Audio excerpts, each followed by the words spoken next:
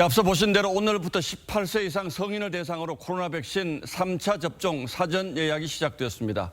2차 백신을 맞고 석 달이 지난 사람은 누구나 3차 접종을 신청할 수 있는데 석 달인 이유, 그렇다면 앞으로도 석 달마다 한 번씩은 백신을 맞아야 하는 건지 따져보겠습니다.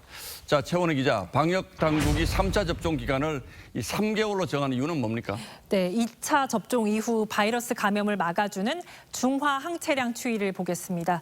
백신마다 절대량에는 차이가 있는데요. 접종 초기와 비교해서 3개월 뒤에 확연히 차이가 나고 있죠. 화이자 2회 접종자는 41%, 아스트라제네카 2회 접종자는 37% 수준으로 떨어집니다. 게다가 백신 예방 효과를 떨어뜨린 델타 변이에 이어서 오미크론 변이까지 나오면서 접종 간격을 당긴 걸로 봐야 할 것 같습니다. 방역당국은 조사 결과 3차 접종자가 확진된 경우 중증 위험이 2차 접종자보다 57%, 미접종자보다는 91.5% 감소한다고 했습니다.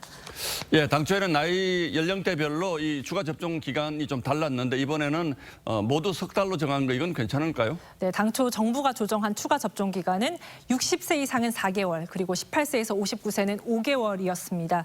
사망자 위중증 환자 거의 대부분이 60세 이상 고령층이긴 하지만 코로나 확산세가 심각해지자 면역 인구 확보를 위해서 성인 전체 3개월로 통일한 것으로 보이고요.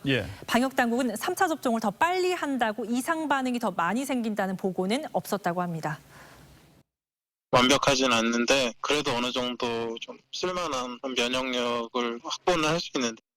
그러나 어쨌든 부작용이 있지 않을까 걱정이 되는 건 사실인데 다른 나라 경우는 어떻게 하고 있습니까? 대부분의 국가에서요. 18세 이상 성인의 추가 접종 기간 5에서 6개월 정도입니다.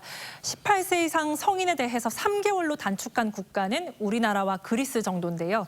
영국도 40세 이상과 위험 요소가 있는 젊은 층에 대해서만 3개월입니다. 방역당국이 최근 국내 감염 확산세가 가파르자 선제적으로 접종 간격을 단축했다고 봐야 할 것 같습니다. 저 같은 경우는 이제 화이자를 맞았는데 3차 백신은 어떤 걸 맞는 게 좋습니까? 네, 방역당국은 가능하면 1, 2차 때 맞은 백신을 그대로 맞거나 2종류 이내의 백신을 접종하는 걸 권고하고 있습니다. 예를 들어서 교차 접종하셨던 분들 3차 때 1, 2차와 이렇게 다른 백신을 맞더라도 이 특별한 부작용이 보고되지는 않았다고 합니다. 그렇군요. 자, 또 궁금한 게 이제 석 달이 되면 앞으로도 석 달마다 백신을 계속 맞아야 하는 겁니까? 네, 방역당국은 4차 접종 논의는 아직 없었다고 했습니다.